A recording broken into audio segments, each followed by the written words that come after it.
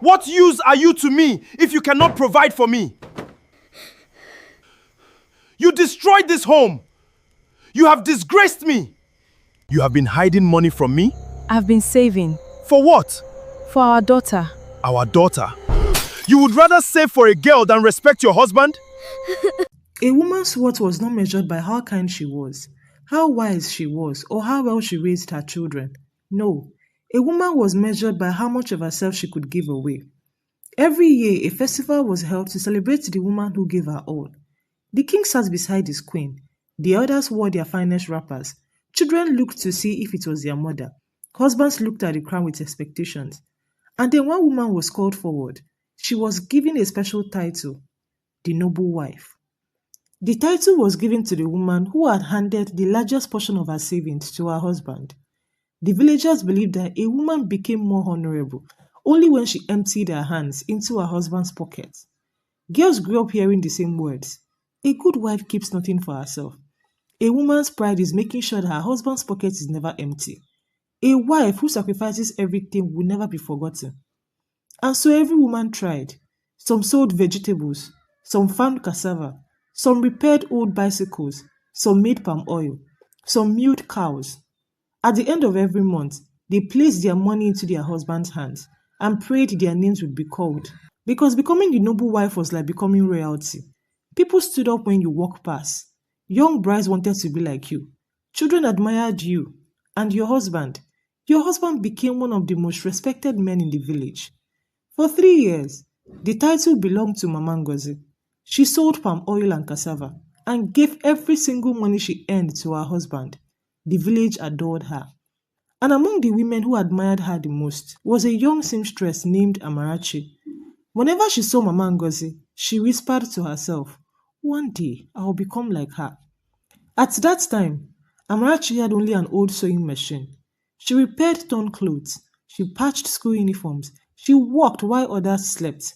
Sometimes her fingers bled, but she kept going because every dress she made brought her one step closer to becoming the noble wife. She married a handsome man named Chike. At first, he promised her everything: a beautiful home, a happy family, a good life. But after the wedding, Chike stopped working. Every morning he woke up, bathed, wore beautiful clothes, rubbed scented oil on his skin, and walked to the palm wine shed. There he sat with other idle men. They drank, they laughed, they gossiped. Then they returned home in the evening, expecting food. He called himself the head of the family, and the village believed him. Even then, there were small warnings, like the way this man left his face when dinner was late, the way he slammed a cup down when a neighbor's husband was praised louder than him. Amarachi noticed, but she told herself every man had pride, and it was her duty to maintain that pride. So she worked harder than before. Her sewing business grew. She began making wedding dresses, selling sewing materials and fabrics. School reached out to her to make their uniforms. Her small shop became one of the busiest in the market. Every evening she counted her earnings, and every evening she handed them to her husband. Then one year, the impossible happened. The village square was packed. The chief stood up and said, "This year's noble wife is Amarachi." For a moment, she thought she had heard wrong. Then the women began to rejoice. Drums exploded into the air. She burst into tears, actual tears, because she finally felt important. The crown was placed on her head. Her husband was carried on men's shoulders. Everyone shouted, "Look at the man who knows how to lead his home. Look at the husband of the noble wife. Oh, he's a true leader." That night, she cooked his favorite soup and put 4 pieces of fish inside. Chike smiled and said, "You have made me proud." Nobody had ever said those words to her before. She cried again. The next year, she won again, then again, and again. No woman came close. She became the pride of Umode. Mothers pointed at her and said, "Be like Amarachi." Young brides wanted to know what she does to make the extra money she earned. Everybody wanted to know what she was doing. Children followed her around the market. And Chike walked around like a king. He sat among the men and gave advice on how to control a home he did not provide for.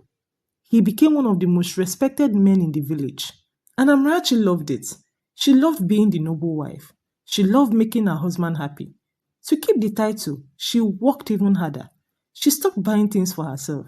She wore old wrappers. She denied herself food. Some days she ate only once, but it was worth it, or so she thought. Then one evening, after winning the title for the fourth time, she came home exhausted. She had not eaten all day. She found Chike drinking with his friends. One of them laughed and said, "Oh boy, you are lucky. Oh. Your wife works like 3 men." They all laughed, including Chike. Nobody asked if she was tired. Nobody asked if she had eaten. They all expected her to win anyway. Amarachi went to the backyard to feed the chickens. That night, her daughter Adeze walked up to her, carrying a torn school book. "Mama, my teacher said I'm the smartest girl in class." Amarachi smiled. Then the girl continued, "I wish I had more books." "What happened to the ones I got you?" Adeze raised her torn books for her to see. Pieces of paper fell from it. Adeze had been writing on piece of paper. Cold shivers ran through her body. Amarachi realized she had spent years buying respect for her husband while her own daughter had no books. A few days later, Adeze asked her mother another question. "Mama, can girls become doctors?" The girl looked at her hopefully. "I want to become a doctor." Amarachi looked at her daughter's bright eyes, then at her own rough hands. She said softly, "Is that what you want?" Adeze nodded. "And that is what you must be. I will make sure of that." The noble wife did something that was not noble. That night, she kept a little money for herself, then half of the money. Eventually, she stopped giving everything to her husband. She wrapped the money and hid it. This time, it was for Daisy, not for Chike. That year, she came third in the noble wife competition. The next year, seventh, and the years that followed, her name disappeared completely. Not even among the last few announced. The women beside her shifted, unsure whether to look at her or look away. The village was shocked. Chike came home furious. "They laughed at me today." He paced around the house. "What have you done to me?" But the truth was, the award had never been about her. Her sacrifices had only fed her husband's ego. She saved even more. She quietly began selling her things. A shelf, the fabrics, a sewing machine, a table. Little by little, her shop became emptier. It grew worse at home. Chike's meals became smaller. The man who once ate 4 pieces of fish now ate 1.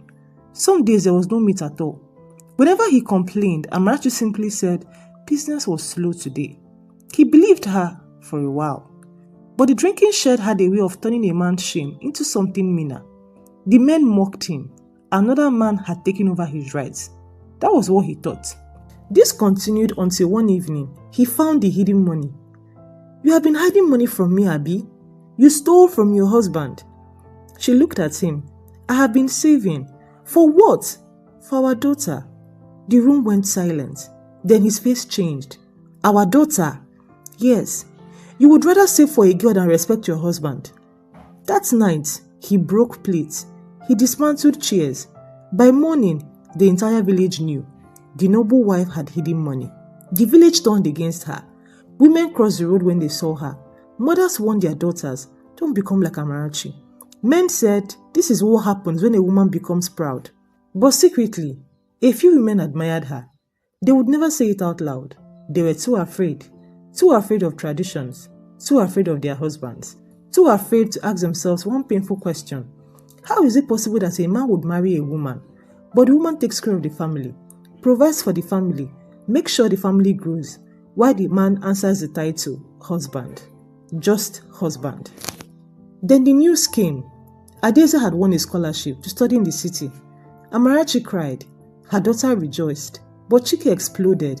A girl does not need that kind of education. That night, he beat Amarachi. And he did not stop there. Whenever men mocked him, he came home and poured his anger onto her body. What use are you to me if you cannot provide for me? You destroyed this home. You have disgraced me. Weeks became months. Months became years. Amarachi no longer opened her shop. It was empty.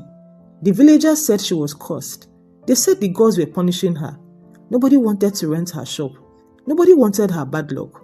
Even Adeze did not understand.